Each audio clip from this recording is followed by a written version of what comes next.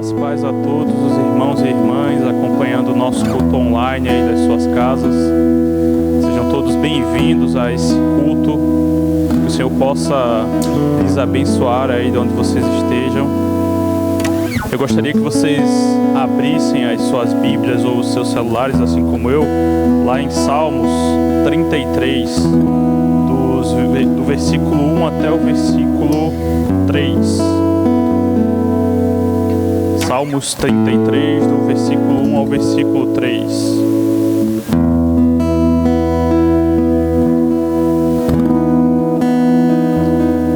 O texto diz assim: Todos vocês que obedecem a Deus, o Senhor, alegrem-se por causa daquilo que Ele tem feito. Louvem a Deus todas as pessoas honestas. Toquem lira em louvor ao Senhor. Cantem louvores com acompanhamento de harpas e 10 cordas. Cantem a Deus uma nova canção. Toquem harpa e gritem bem alto. Eu tenho certeza que talvez aí da sua casa você não possa gritar bem alto, mas você pode cantar o mais alto que você puder nessa noite, em louvor e em adoração ao nosso Deus. Que nesses momentos de louvor e logo depois com o momento da palavra, o Senhor possa falar com você. Mas não perca o foco no seu culto dominical. O culto existe para que nós possamos adorar a Deus.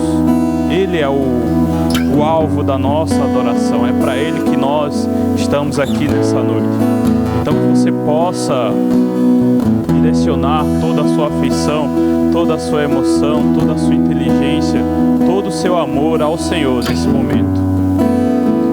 Que você possa comigo orar nesse momento, agradecendo por todo esse momento que com certeza Ele já preparou, e que você possa ser grato a Deus por tudo que Ele fez e por aquilo que Ele já preparou para essa noite.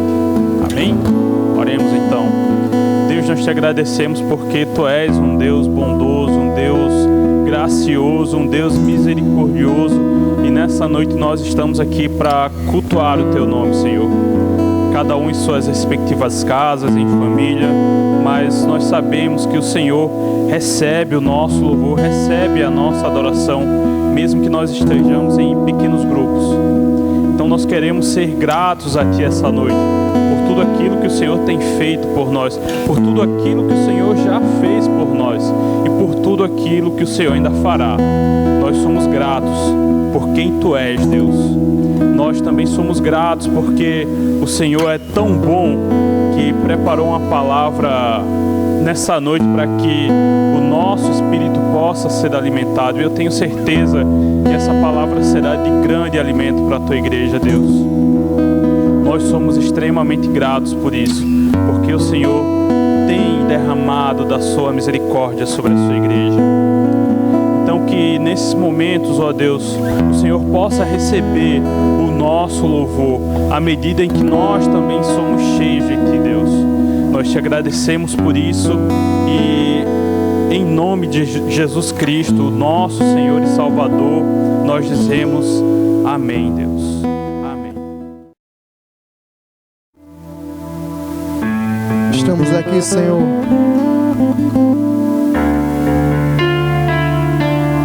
perante a Tua presença, Pai. Que Teu Espírito possa descer aqui sobre nós.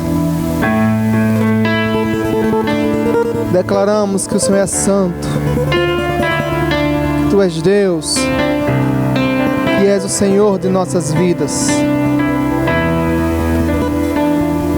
Toda honra, toda glória, todo louvor seja dado a Ti, Senhor. Nós possamos celebrar a Tua alegria dentro de nós, a Tua vontade dentro de nós. E como os anjos, e como os 24 anciões, eles dia e noite, eles declaram que Tu és santo, que Tu és santo, que Tu és santo. declaramos que Tu és santo, Senhor. Que seja feita a Tua vontade, Senhor. Que seja feita a Tua vontade, Deus. Em nome de Jesus.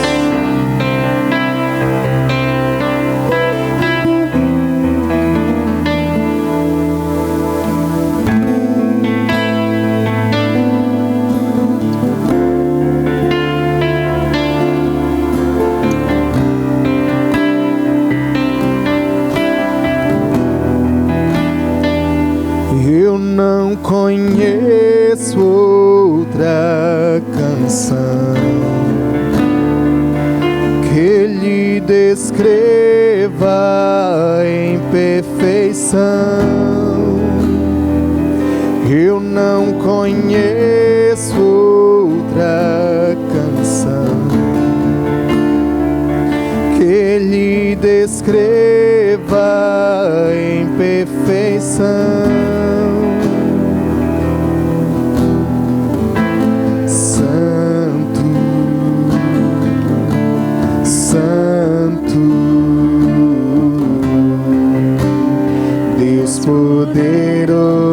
Poderoso, Santo, Santo, Deus poderoso.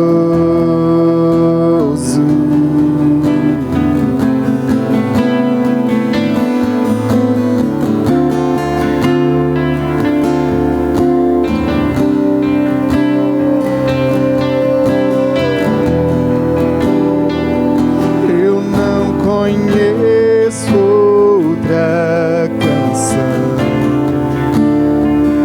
que lhe descreva em perfeição. Eu não conheço outra canção que lhe descreva em perfeição.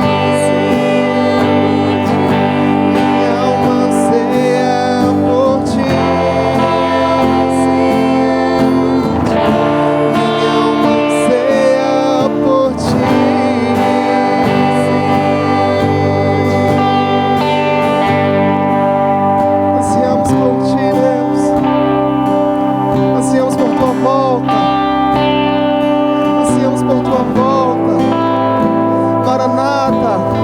Ora vem, Senhor Jesus. Vem, Deus. Que seja feita não a nossa vontade, mas sim a tua vontade.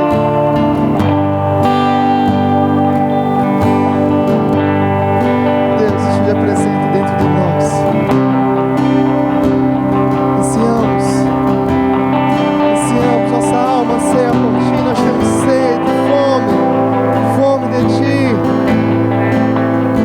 Vem que tua Shekinah sobre nós, derramando nossos corações.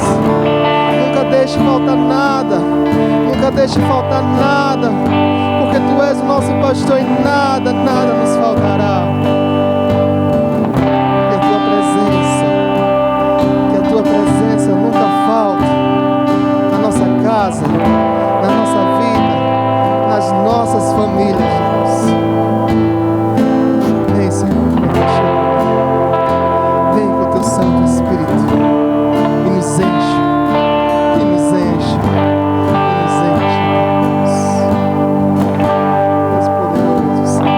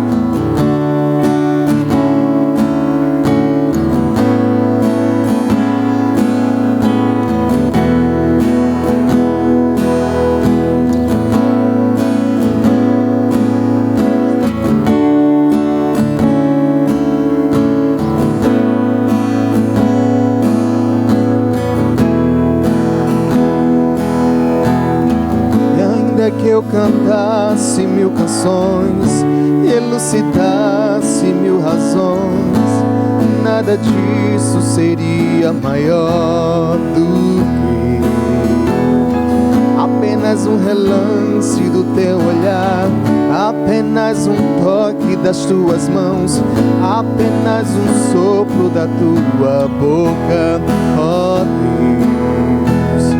E ainda que eu cantasse 1000 canções e elucidasse 1000 razões, nada disso seria maior do que apenas um relance do teu olhar, apenas um toque das tuas mãos, apenas um sopro da tua boca, ó Deus. Prefiro estar um só dia nos teus átrios do que viver a 1000 por hora distante de ti. O pardal procura por casas e a andorinha por seus ninhos. Eu procuro por teus altares, Rei meu e Deus meu. Eu prefiro estar um só dia nos teus átrios do que viver a 1000 por hora distante de ti. O pardal procura por casas e a andorinha por seus ninhos. Eu procuro por teus altares, Rei meu e Deus meu.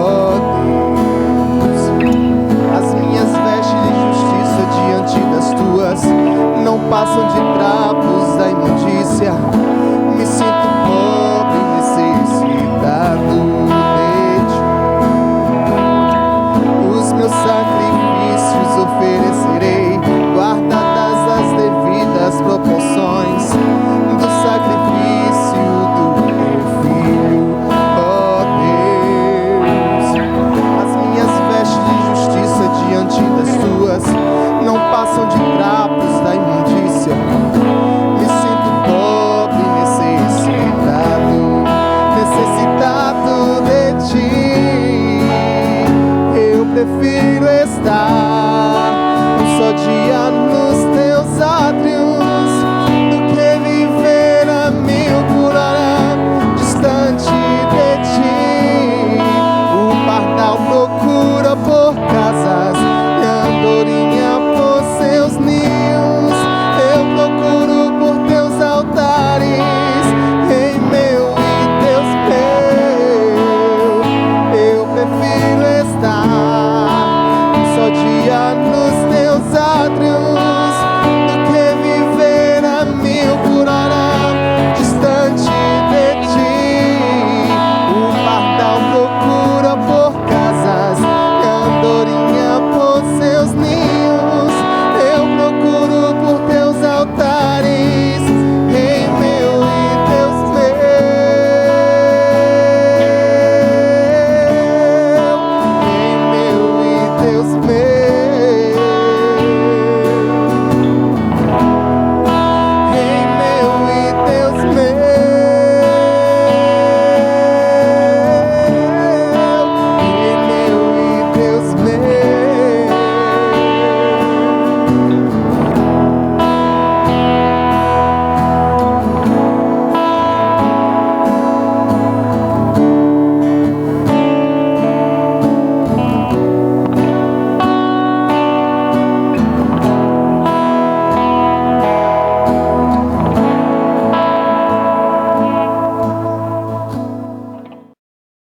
Graça e paz a todos os irmãos e irmãs, uma boa noite a todos. Vamos agora para o momento da exposição da Escritura, e neste momento nós vamos dar continuidade às exposições que vêm acontecendo nas cartas às igrejas do Apocalipse, ou no livro do Apocalipse. Então, nesse momento de hoje nós iremos nos deter na carta à igreja de Tiatira. Então eu convido os irmãos e as irmãs a abrirem as suas Bíblias no livro de Apocalipse, capítulo 2, do 18 ao 29. Nesse trecho nós iremos encontrar a carta de Cristo à igreja de Tiatira. Então Apocalipse, capítulo 2, do 18 em diante, diz assim: Ao anjo da igreja em Tiatira escreva: Estas são as palavras do Filho de Deus, cujos olhos são como chama de fogo e os pés como bronze reluzente. Conheço as suas obras, o seu amor, a sua fé, o seu serviço e a sua perseverança, e sei que você está fazendo mais agora do que no princípio. No entanto, contra você tenho isso: você tolera Jezabel, aquela mulher que se diz profetiza. Com os seus ensinos, ela induz os meus servos à imoralidade sexual e a comerem alimentos sacrificados aos ídolos. Dê-lhe tempo para que se arrependesse da sua imoralidade sexual, mas ela não quer se arrepender. Por isso, vou fazê-la adoecer e trarei grande sofrimento aos que cometem adultério com ela, a não ser que se arrependam das obras que ela pratica. Matarei os filhos dessa mulher. Então todas as igrejas saberão que eu sou aquele que sonda mente e corações, e retribuirei a cada um de vocês de acordo com as suas obras. Aos demais que estão em Tiatira, a vocês que não seguem a doutrina dela e não aprenderam, como eles dizem, os profundos segredos de Satanás, digo: não porei outra carga sobre vocês. Então somente apeguem-se com firmeza ao que vocês têm, até que eu venha. Aquele que vencer e fizer a minha vontade até o fim, darei autoridade sobre as nações. Ele as governará com cetro de ferro e as despedaçará como a um vaso de barro. Eu lhe darei a mesma autoridade que recebi de meu Pai. Também lhe darei a estrela da manhã. Aquele que tem ouvidos, ouça o que o Espírito diz às igrejas. Antes de iniciarmos a exposição, verso a verso, vamos fazer uma oração? Oremos então. Deus, nosso Pai, nosso Criador, sustentador da nossa vida, da nossa existência. Deus, estamos diante da Tua Palavra. Não estamos diante da nossa palavra, estamos diante da Tua Palavra. Que glória e que responsabilidade. Que temor e que tremor ao mesmo tempo. Que a Tua Palavra seja exposta, que ela seja falada, que ela seja ministrada e que não a minha palavra seja ministrada. Que se eu vier a falar algo que não esteja em harmonia com a Tua Palavra, em equilíbrio com a Tua Palavra, de acordo com o caráter de Cristo, que seja esquecido imediatamente. Que apenas a Tua Palavra prevaleça. Que apenas a Tua Palavra germine, frutifique no coração das irmãs, dos irmãos, no coração e na mente daqueles que porventura ouçam essa palavra. Então, que o Teu Espírito nesse momento convença o nosso coração, ilumine nossa mente e nos faça frutificar a Tua Palavra. Então é assim que nós Te oramos, em nome de Jesus Cristo, Deus. Amém. Esta carta é a maior carta às igrejas em Apocalipse. Muito embora ela seja a maior carta, ela foi destinada a provavelmente a cidade menos importante dentre essas cidades citadas até agora nas cartas ao Apocalipse: Éfeso, Esmirna e Pérgamo. E o apóstolo João, ao receber essa mensagem da parte de Cristo, inicia no verso 18 dizendo: ao anjo da igreja em Tiatira, ao mensageiro da igreja, aquele que ministra a palavra de Deus, aquele que fala a palavra de Deus, responsável por ensinar a igreja, ao anjo da igreja. Aqui não é um anjo espiritual, aqui é o anjo no sentido de o pastor da igreja, aquele que ministra, aquele que deve ensinar, aquele que deve zelar pela sã doutrina, aquele que deve nutrir a igreja com a palavra de Deus. Ao anjo da igreja em Tiatira, escreva: estas são as palavras do Filho de Deus, cujos olhos são como chama de fogo e os pés como bronze reluzente. Estas são palavras vindas diretamente do Filho, aquele que se sacrificou pela igreja, deu a sua vida pela igreja, aquele que se entregou por aqueles que o Pai tinha dado a eles, a sua igreja, a sua noiva amada. Estas são as palavras do Filho de Deus, o único Filho de Deus, aquele que entregou a sua vida em favor da noiva amada do Senhor. Estas são palavras de Jesus Cristo, cujos olhos são como chama de fogo. Os olhos dele são como chamas de fogo. E essa imagem nos fala de alguém que conhece cada recôndito do nosso interior, cada irmão, cada irmã da igreja, cada situação, cada momento, cada problema, cada dificuldade, cada pecado, cada falsa doutrina. É aquele que sonda, que conhece tudo, mesmo aquilo que está no mais profundo do nosso ser, mesmo aquilo que nós escondemos com todas as nossas forças. Estas são as palavras do Filho de Deus, cujos olhos são como chama de fogo. Os olhos são como chama de fogo. É também um Cristo, um Jesus que não somente conhece as obras da sua igreja, mas também há de julgar cada um segundo a sua obra. O Senhor conhece cada obra e há de fazer justiça a cada um. Aquilo que nós plantamos, nós colheremos. Se plantamos palavras de bênção ou atos de amor, haveremos de colher um galardão que seja justo em relação a isso. Mas se não, haveremos de colher também juízo de Deus em relação aos nossos maus atos, às nossas palavras ditas sem pensar, a todos os nossos pecados, a todas as vezes que nós falhamos diante de Deus, falhamos diante do próximo, falhamos diante da igreja do Senhor. Essas são as palavras do Filho de Deus, cujos olhos são como chama de fogo, apto para discernir o pensamento, a intenção do nosso coração, mediante a sua palavra, que é como espada que penetra até o fundo, profundo do nosso coração. E os seus pés, os pés daquele que anda entre os candelabros, como foi exposto na carta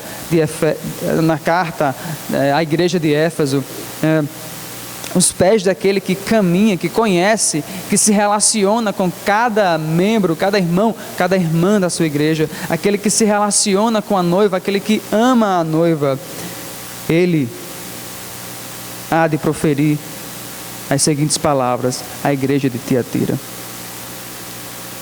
conheço as suas obras, o seu amor, a sua fé, o seu serviço e a sua perseverança, e sei que você está fazendo mais agora do que no princípio. Esse é um elogio que o Senhor faz à igreja de Tiatira. Ele diz: olha, conheço as obras de vocês, eu sei que vocês estão empenhados no trabalho do reino, eu sei que vocês estão empenhados em servir uns aos outros, em anunciar o evangelho, eu sei que vocês estão empenhados em obras de serviço, eu sei que vocês têm servido a cidade de vocês, para além dos irmãos e das irmãs da igreja. Olha, eu conheço as suas obras, conheço o seu amor, conheço o cuidado, a dedicação que vocês têm uns pelos outros. Conheço o quanto vocês expressam o evangelho de Jesus, não só em palavras, mas em atos. Eu conheço o amor, conheço a vossa fé, conheço o quanto vocês confiam no Senhor Jesus Cristo, o quanto vocês confiam na obra de Cristo, o quanto vocês depositam toda a segurança de vocês, não naquilo que vocês estão vendo, mas na obra de Cristo, no sacrifício de Cristo, no Filho, no único Deus, no Senhor e Salvador da nossa alma. Eu conheço a fé de vocês, olha, eu conheço o serviço de vocês, eu sei que vocês têm se dedicado ao serviço do reino, ao serviço do Senhor, vocês encaram o trabalho de vocês como um serviço, como um culto, como uma adoração ao Senhor, vocês encaram os relacionamentos de vocês como um serviço ao Senhor, como um serviço um ao outro em amor, como uma maneira de cultuar ao Senhor. Eu conheço o serviço, conheço a perseverança de vocês, sei que vocês têm perseverado no evangelho do nosso Senhor e Salvador Jesus Cristo, sei que vocês têm perseverado nos mandamentos do Senhor, na santa lei do Senhor, no santo evangelho do Senhor. Eu conheço as suas obras, conheço o seu amor, conheço a sua fé, conheço o seu serviço e a sua perseverança. E ainda mais, olha, eu sei que vocês estão fazendo muito mais agora do que no princípio, vocês estão amando mais, a fé de vocês aumentou ainda mais, o amor de vocês cresceu ainda mais, vocês estão fazendo ainda mais obras no reino de Deus agora do que no momento em que vocês foram plantados, do que no momento em que vocês iniciaram a igreja de Tiatira. Eu conheço, porque sondo os vossos corações, eu conheço, porque ando no meio da igreja. No entanto, ou seja, apesar de tudo isso, contra você eu tenho isto. E se Deus for contra nós? E se Deus nos confrontar? E se Deus questionar a nossa prática? E se Deus for contra você? Qual será a sua reação? O que você fará? Lançará a sua cabeça ao pó, se humilhará, se arrependerá, confessará os seus atos equivocados, clamará por misericórdia? Ou você se colocará em posição arrogante, em posição orgulhosa, com o nariz empinado e dirá para Deus: não, não tenho errado. Na verdade, o Senhor deveria estar ao meu favor e não contra mim.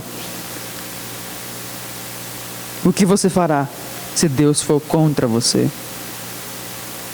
Deus olhou para a igreja de Tiatira, elogiou ela pelo seu amor, pela sua fé, pela sua perseverança, pelo seu serviço, mas apesar disso havia algo que incomodava o coração do Senhor, incomodava a santidade do Senhor, a glória do Senhor.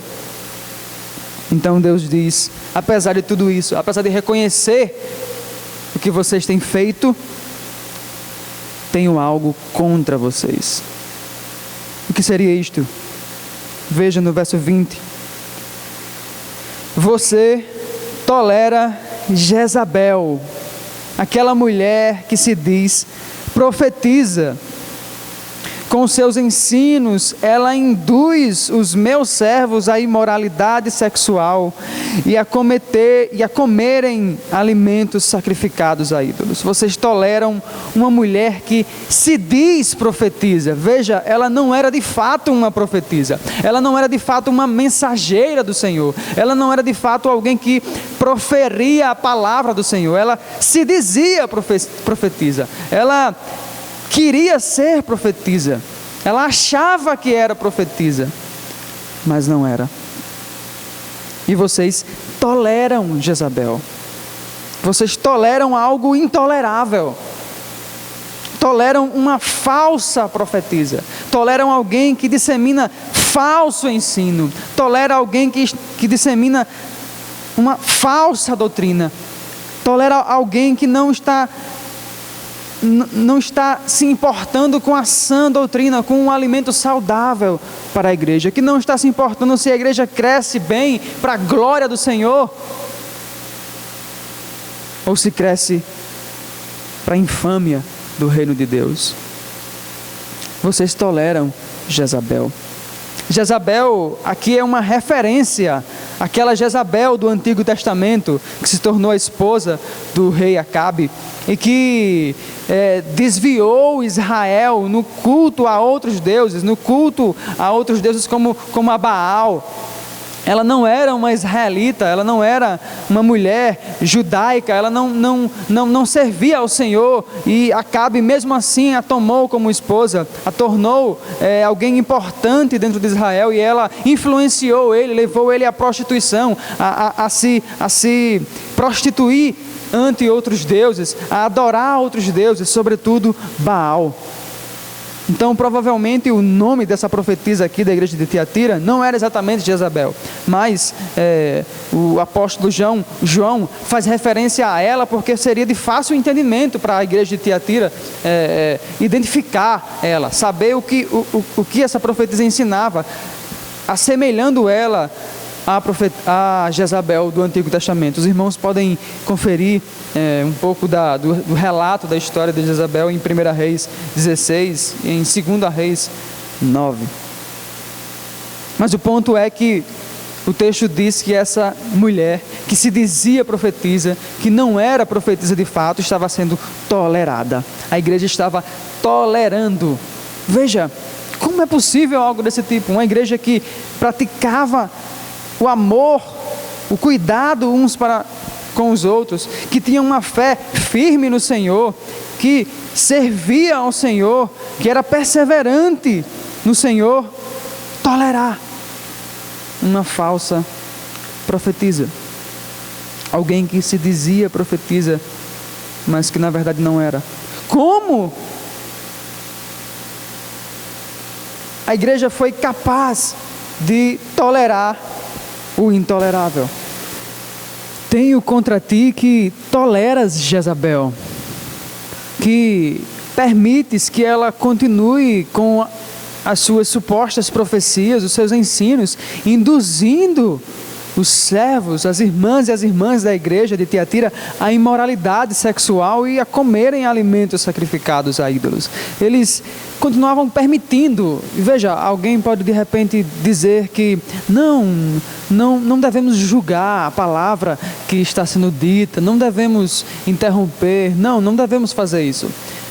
Talvez até mesmo Hoje em dia, atualmente, se pensa dessa maneira, que não se deve julgar aqueles que estão proferindo palavras que supostamente venham de Deus, ou palavras que são apresentadas como profecias, ou mesmo ministrando a palavra de Deus. Mas a própria palavra de Deus nos ensina a examinarmos, a julgarmos qualquer ministração que se diga da parte de Deus.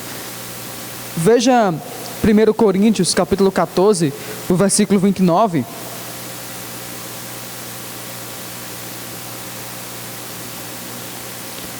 1 Coríntios 14, o versículo 29, diz assim: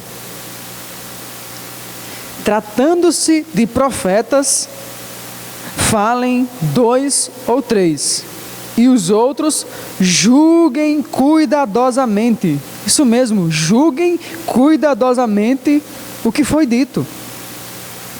Veja, por exemplo, 1 João, capítulo 4, verso 1.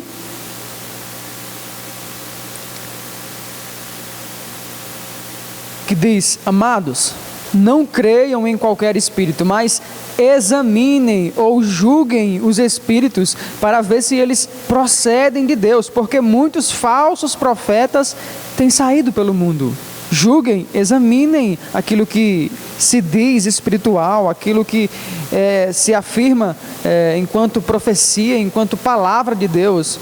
Os irmãos na igreja de Bereia, isso lá em Atos 17, do 10 ao 12, examinaram a palavra do apóstolo Paulo e de alguns missionários que estavam com ele. Eles começaram a pregar em Bereia, e os irmãos da igreja de Bereia começaram a examinar o que estava sendo pregado e passar pelo crivo da mensagem do Antigo Testamento para discernir se aquilo era de fato mensagem do Senhor. O próprio Apocalipse, capítulo 2, verso 2, afirma que a igreja de Éfeso examinava a mensagem de supostos apóstolos. Veja, Apocalipse capítulo 2, verso 2 diz: conheço as suas obras, o seu trabalho árduo e a sua perseverança.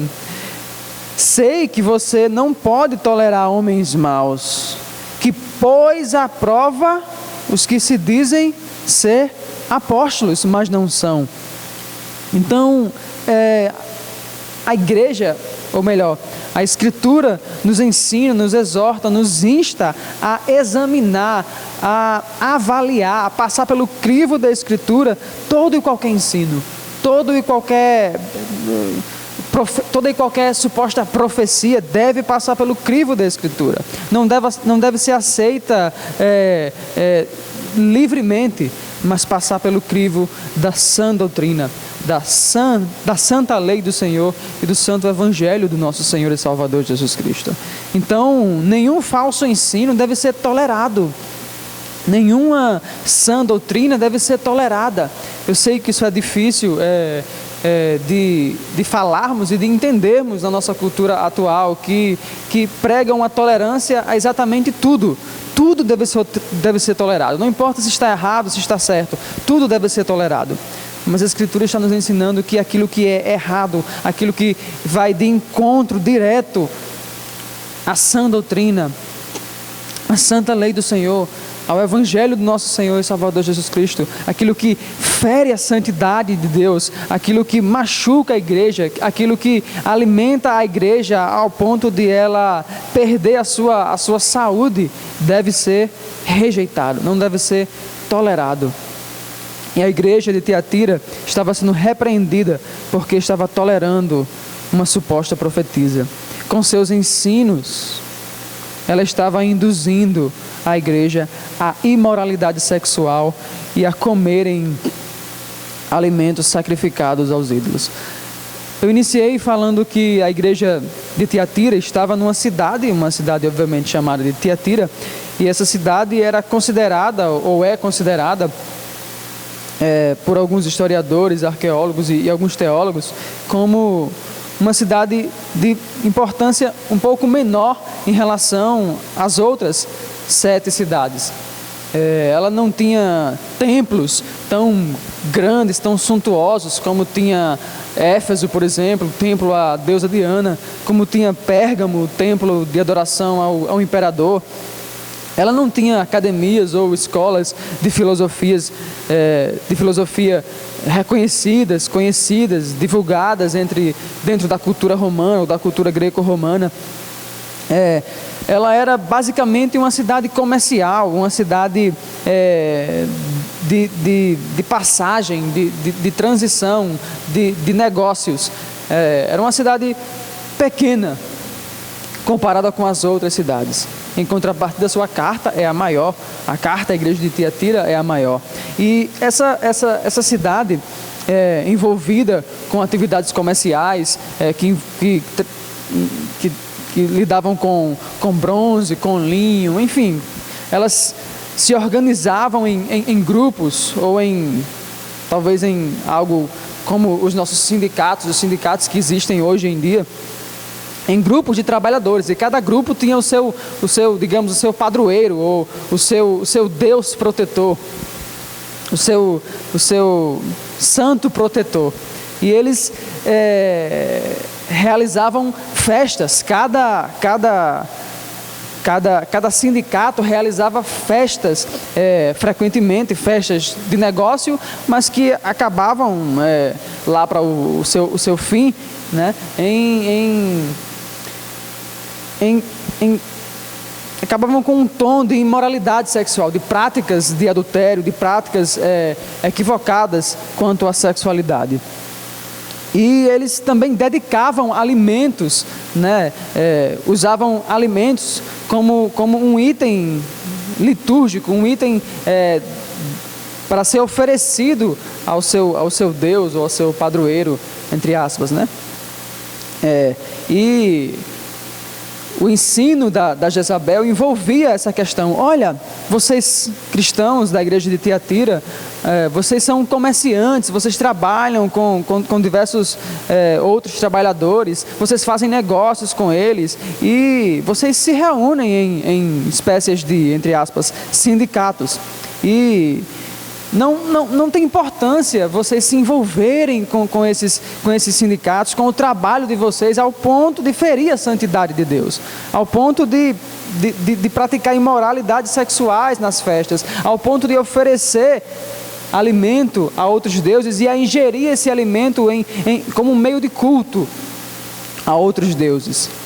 Não há problema. Esse basicamente era o ensino dela, ou era parte do ensino dela. Como diz o verso 20, com os seus ensinos, ela induz os meus servos à imoralidade. Ela induz os meus servos à imoralidade sexual e a comerem alimentos sacrificados aos ídolos. Veja, Paulo ensina em 1 Coríntios 8 que não há um problema em comer qualquer coisa que seja. O problema está em fazer isso como adoração a outros deuses. O problema está em ir a um local onde outros deuses, outros supostos deuses estão sendo adorados e participar, né, de uma festa litúrgica, uma festa religiosa em adoração a outros deuses. Era o que acontecia nos, entre aspas, sindicatos que haviam em Tiatira. E a Jezabel estava dizendo que isso não tinha importância nenhuma. Paulo fala em 1 Coríntios 8 que a questão não está no alimento em si, porque quem criou o alimento foi o Senhor. Quem criou a carne que era sacrificada foi o Senhor. A carne vinha de um animal que foi obviamente criado pelo Senhor.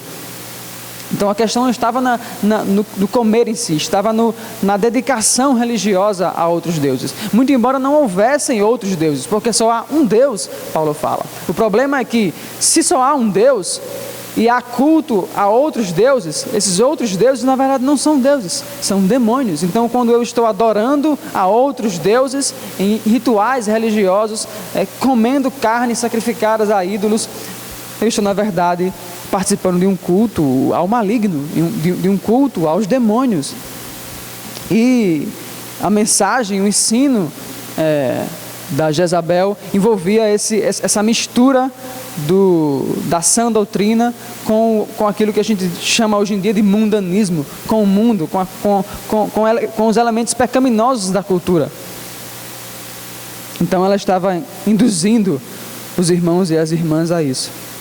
Veja, o Senhor diz no versículo 21 que deu tempo O Senhor foi paciente, o Senhor foi longânimo para com a falsa profetisa. Dê-lhe tempo para que se arrependesse. Dê-lhe tempo para que humildemente negasse o falso ensino, que deixasse ele para trás e que se envolvesse com a sã doutrina, com o santo evangelho do nosso Senhor e Salvador Jesus Cristo. Dê-lhe tempo para que lançasse fora o seu orgulho, a sua arrogância, a sua altivez. Dê-lhe tempo para que se arrependesse da sua imoralidade sexual.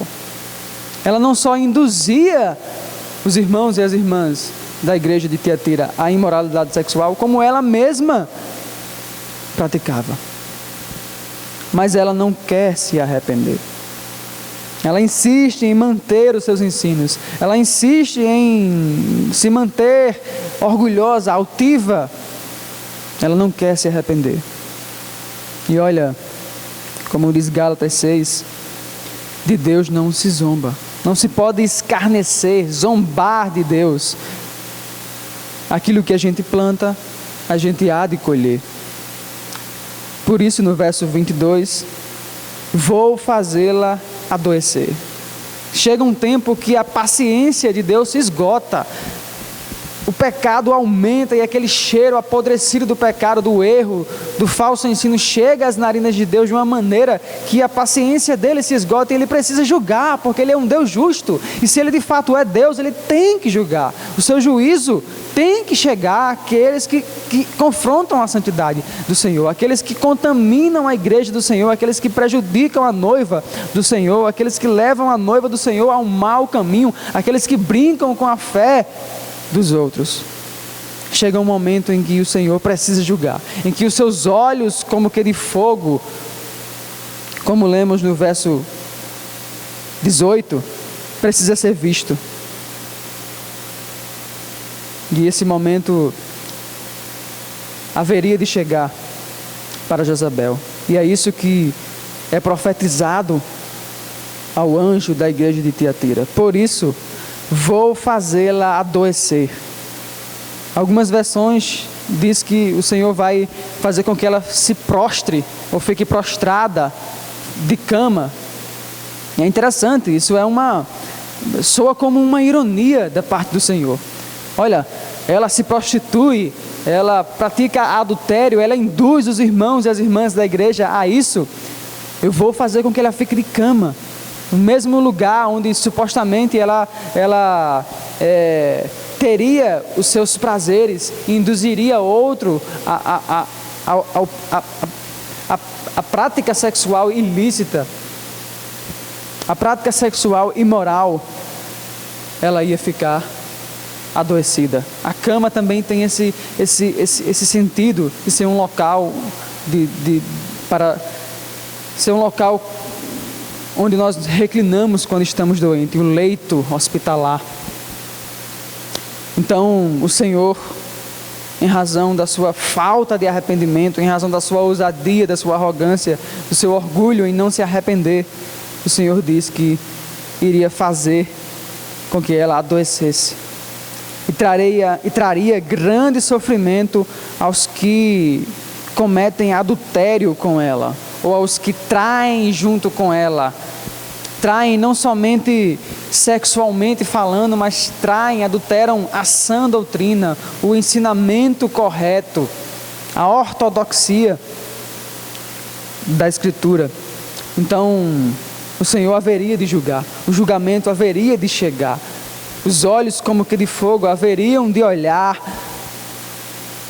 para Jezabel e para todos aqueles que estavam seguindo ela.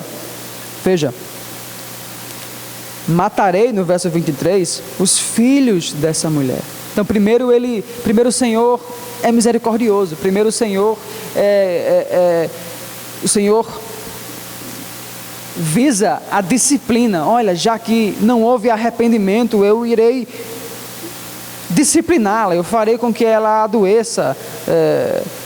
Pode ser que não seja aqui literalmente, pode ser que esse fazer com que ela adoeça seja uma forma de Deus dizer: olha, eu vou discipliná-la.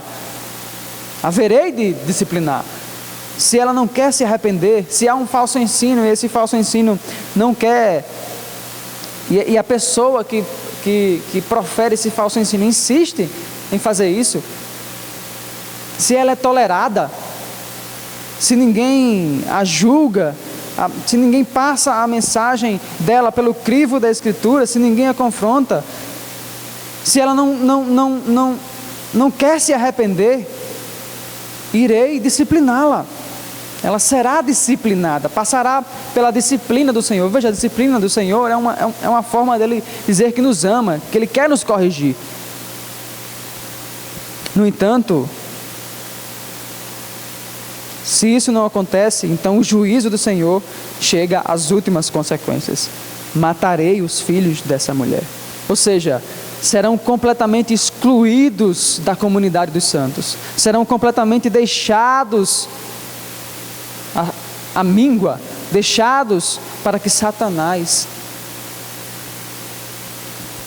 os cuide, como Paulo fala em outros trechos da Escritura. Serão excluídos completamente da comunidade dos justos. Claro, esse é um trecho triste, porque é o momento no qual se percebe que não houve arrependimento, que o orgulho dominou, que o orgulho envolveu a pessoa de uma maneira tal que ela não consegue parar, reclinar a cabeça sobre os pés de Cristo, ouvir a sua palavra, seguir a sua voz e deixar com que o Espírito Santo convença o coração dela do pecado, da justiça e do juízo. Então chega um momento em que a disciplina já não dá conta, e então o Senhor precisa julgar de fato, e esse momento haveria de chegar para Jezabel. Por isso vou fazê-la adoecer e trarei grande sofrimento aos que cometem adultério com ela, a não ser que se arrependam das obras que ela pratica. Se isso não acontecer, matarei os filhos dela, os discípulos dela, os seguidores dela. Então todas as igrejas saberão que eu sou aquele que sonda a mente e os corações, e retribuirei a cada um de vocês de acordo com as suas obras. De Deus não se zomba, não se pode escarnecer do Senhor. Aquilo que nós plantamos, nós haveremos de colher. E se o que nós plantamos não passa nem perto do arrependimento genuíno, se não deixamos o Espírito Santo conduzir a nossa vida, o Senhor há de retribuir cada um segundo as suas obras. Aos demais, verso 24, que estão em Tiatira, a vocês que não seguem a doutrina dela e não aprenderam. Veja, a igreja de Tiatira não estava toda contaminada pelo ensino de Jezabel. Ela não estava toda corrompida pelo ensino de Jezabel. Haviam remanescentes. Então é possível permanecer firme na sã doutrina, permanecer firme no Senhor, mesmo diante de falsos mestres, mesmo diante de falsos ensinamentos, mesmo diante de irmãos e irmãs que toleram o intolerável. Aos demais, então existiam alguns que estavam tolerando Jezabel, existiam outros que estavam seguindo de fato elas, eram filhos dela. Existiam alguns que não estavam seguindo essa doutrina, nem estavam aprendendo essa doutrina. A esses que não seguiram a doutrina da Jezabel, a esses que não aprenderam os ensinamentos dela, o Senhor diz que não porá outra carga sobre eles. Mas antes ele diz que os ensinamentos da Jezabel eram chamados, eram tidos como profundos segredos de Satanás. Ora, que segredos eram esses de Satanás? Satanás tem algum segredo? Satanás tem algo que a gente deva saber, algo confiável, uma vez que ele é o pai da mentira? Obviamente que não. essa frase ela também tem um teor irônico, né? Óbvio que o pai da mentira não tem nenhum segredo que nos interesse. Mas alguns intérpretes também entendem ela de outra maneira, no sentido de que, para que a gente entenda, por exemplo, o pecado do adultério, ou para que a gente realmente possa ajudar alguém em algum outro pecado, a gente precisa primeiro conhecer esse pecado, primeiro precisa ir a fundo no pecado. Ora, é claro que esses falsos ensinamentos da profetisa Jezabel estavam definitivamente errados, uma vez que, para afirmar que o roubo é errado, eu não preciso ser um ladrão. Para afirmar que determinado pecado é de fato um pecado, eu não preciso cometer esse pecado. Cristo, por exemplo, ele não era um adúltero, mas condenou o adultério. Ele não era um ladrão, mas condenou o roubo. Ele não era um mentiroso, mas condenou a mentira. Enfim, eram de fato falsos ensinamentos. Mas haviam irmãos e irmãs que não se deixaram levar por esses falsos ensinamentos, por essas falsas doutrinas. E o Senhor disse para eles: não porei outra carga sobre vocês, ou seja, não exigirei nada de vocês, o meu julgamento não recairá sobre vocês, vocês não haverão de sofrer a disciplina da minha parte, não porei outra carga sobre vocês. Então somente apeguem-se com firmeza ao que vocês já têm, ao amor que vocês têm, ao serviço que vocês desempenham, à fé que vocês têm em mim, a fé que vocês têm no Evangelho do nosso Senhor e Salvador Jesus Cristo. Então somente apeguem-se com firmeza ao que vocês têm, até que eu venha, até a segunda vinda do nosso Salvador. Concluindo a nossa mensagem, a exposição desse texto, verso 26 diz: aquele que vencer e fizer a minha vontade até o fim, darei autoridade sobre as nações. Aquele que permanecer até o fim. E não é possível permanecer sem o encontro com Cristo. Não é possível permanecer sem que o Espírito Santo esteja no nosso coração, esteja habitando o nosso ser. Não é possível permanecer na vontade do Senhor se a vontade do Senhor não nos é explicada, não nos é exposta. E a vontade do Senhor está aqui na sua Escritura. Essa que é a espada do Espírito. Então o Espírito usa ela no nosso ser, no nosso interior, não somente para nos moldar, cortar as nossas arestas, mas usa ela para confirmar a obra de Cristo, para nos manter perseverante na vontade do Pai. Então, à medida que a palavra do Senhor é ministrada, à medida que ela é explicada, à medida que ela é aplicada, o Espírito Santo aplica ela, planta ela no nosso coração, nos aumenta a nossa fé e nos mantém perseverantes até o fim. Aquele que vencer e fizer a minha vontade, até o fim, darei autoridade sobre as nações. Aqui o texto cita um outro texto do Antigo Testamento. O Salmo 2, o verso 9, no verso 27, do capítulo 2 de Apocalipse. Ele diz: ele as governará com cetro de ferro e despedaçará como a um vaso de barro. Então, aquele que permanecer fiel até o fim há de governar com o Senhor Jesus Cristo. Essa era uma profecia que, obviamente, primeiro se aplicava a Davi e posteriormente ao próprio Cristo, quando ele toma o governo, ou quando Deus lhe dá o governo das nações, lhe dá o governo do cosmos, do universo inteiro. E o Senhor diz que, olha, aqueles que permanecerem até o fim, aqueles que são de fato salvos, aqueles que têm de fato o Espírito Santo no coração, confirmando a obra do Filho, confirmando o Evangelho no coração, firmando os pés cada vez mais na rocha, aumentando o amor o serviço ao Senhor, aqueles que estão firmados na minha vontade, eles hão de governará junto comigo. Darei autoridade sobre as nações, ele as governará com cetro de ferro, e as despedaçará como a um vaso de barro. Eu lhes darei a minha autoridade que recebi de meu Pai. Governaremos com a mesma autoridade que foi dada a Cristo pelo Pai. Governaremos junto com Ele as nações. Governaremos junto com Ele. Veja, esse é o contraste do que a falsa profetisa estava ensinando.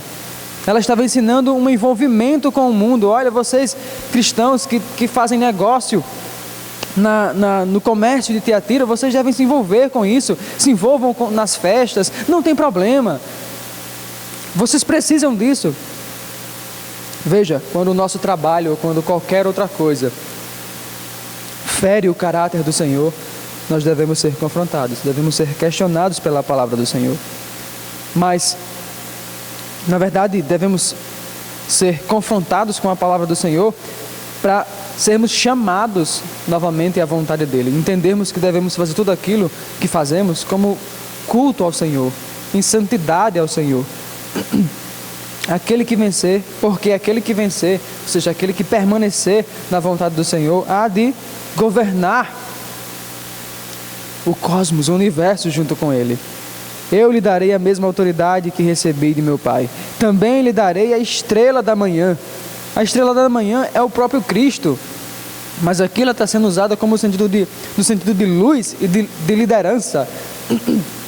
Ou seja, vocês não ficarão sem liderança. Troquem a mensagem da profetisa, mandem essa mensagem para longe de vocês e olhem, permaneçam firmes na sã doutrina, entendendo que ela é a estrela da manhã, porque a sã doutrina é em essência uma pessoa, é a pessoa de Cristo. O Evangelho é uma mensagem, mas em essência o Evangelho é uma pessoa, a pessoa de Cristo, a estrela da manhã, luz para as nações, guia para as nações, liderança para as nações, principalmente para a igreja do Senhor. Aquele que tem ouvidos, ouça o que o Espírito diz às igrejas. Aquele que tem ouvidos, ouça a voz de Deus. A voz de Deus é a voz do Espírito, porque o Espírito é aquele que maneja a voz de Deus, é aquele que maneja a espada do Espírito, que é a palavra. É Ele que, em última instância, aplica ela aos nossos corações. É Ele que, em última instância, nos convence do pecado, da justiça e do juízo. Infelizmente, a igreja de Tiatira não permaneceu até o fim. Infelizmente, a igreja de Tiatira veio a óbito, foi exterminada no 2º século depois de Cristo. Que isso não seja o que aconteça com a nossa igreja. Que a nossa igreja persevere na sã doutrina. Que ela encontre ministros que sejam fiéis à sã doutrina, que estejam dispostos a enfrentar o falso ensinamento, que estejam dispostos a ouvir a mensagem do Senhor, chamando a igreja para a saúde de se estar firmada na rocha, que é Cristo, que é a sua palavra. Então, aquele que tem ouvidos para ouvir, ouça o que o Espírito diz às igrejas. Vamos orar, irmãos e irmãs. Oremos. Deus, obrigado por podermos ler a Tua palavra livremente. Obrigado por poder abrir a Tua palavra e poder ser impactado por ela. Obrigado porque podemos nos alimentar da Tua palavra. O nosso espírito é fortalecido e somos levados a perseverar ainda mais na Tua palavra, porque o Teu Espírito atrai o nosso coração para ela, o Teu Espírito atrai o nosso coração a mensagem que emana dela, o Teu Espírito atrai o nosso coração a praticar, a pôr em atos aquilo que nós ouvimos.